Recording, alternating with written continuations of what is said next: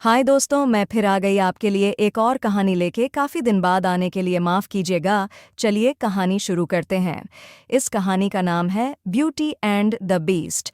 जी हाँ, हमारी सबसे फेवरेट कहानी। बहुत समय पहले की बात है। एक छोटे से गांव में एक सुंदर और बुद्धिमान लड़की रहती थी, जिसका नाम था बेला। वह अपने पिता के साथ रहती थी, जो एक साधारण व्यापारी था। बेला किताबें पढ़ने की शौकीन थीं और हमेशा नई नई कहानियों की तलाश में रहती थीं। एक दिन बेला का पिता व्यापार के सिलसिले में एक लंबे सफर पर निकला। रास्ते में वह एक घने जंगल में भटक गया। चलते चलते वह एक भव्य परंतु डरावना महल देखता है और अंदर शरण लेने के लिए प्रवेश करता है। महल बहुत बड़ा और सुनसान था, लेकिन खाने पीने की वस्तुएं वहां पहले से मौजूद थीं। थके हुए व्यापारी ने खाने का लुत्फ उठाया और सो गया। सुबह होते ही वह महल से जाने लगा।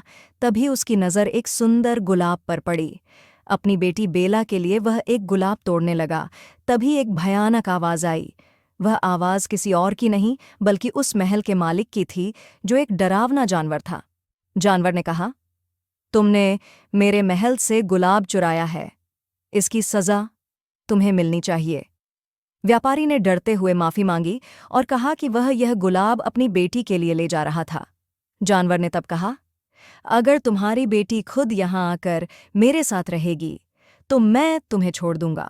वापस गांव आकर व्यापारी ने बेला को सारी बात बताई। पिता की जान बचाने के लिए बेला ने खुद को जानवर के हवाले करने का फैसला किया। वह उस महल में रहने चली गई। शुरुआत में वह जानवर से बहुत डरती थी, लेकिन धीरे धीरे उसने महसूस किया कि वह जानवर अंदर से उतना बुरा नहीं था जितना वह बाहर से दिखाई देता था। जानवर ने बेला के साथ अच्छा व्यवहार किया।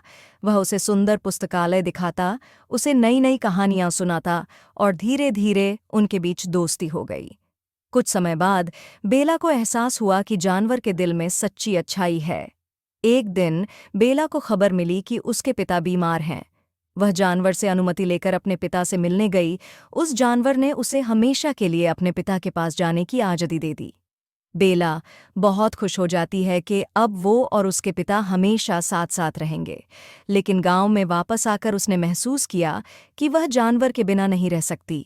वो उसे बहुत मिस करने लगी। तो जब उसके पिता की तबीयत ठीक हो गई, तब वो जानवर के महल में लौट गई तो उसने जानवर को बहुत बीमार पाया, मानो वो अपनी आखिरी सांसें गिन रहा हो।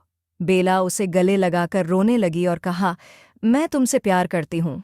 जैसे ही बेला ने यह शब्द कहे, एक जादू हुआ। तभी वो जानवर एक सुंदर राजकुमार में बदल गया।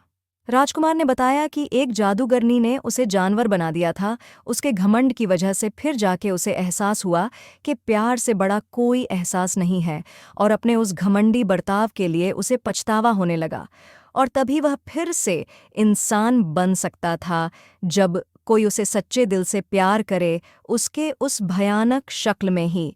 बेला का राजकुमार ने शुक्रिया अदा किया, उससे प्यार करने के लिए उसके उस भयानक शक्ल में भी। फिर राजकुमार ने बेला को शादी के लिए प्रपोज किया। बेला और राजकुमार ने शादी कर ली। फिर राजकुमार ने बेला के पिता को भी महल बुला लिया और वो लोग साथ में महल में खुशी खुशी रहने लगे। और इस तरह प्यार ने एक बार फिर बुरे जादू को हरा दिया। चलिए दोस्तों, आज की कहानी समाप्त हुई और इस कहानी से हमें ये सीख मिलती है कि हमें लोगों के अच्छाई से प्यार करना चाहिए, उसके बाहरी खूबसूरती से नहीं।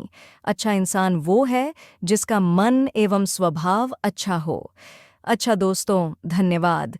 मेरी कहानी की सीख और कहानी अच्छी लगी तो लाइक, सब्सक्राइब और शेयर ज़रूर करें।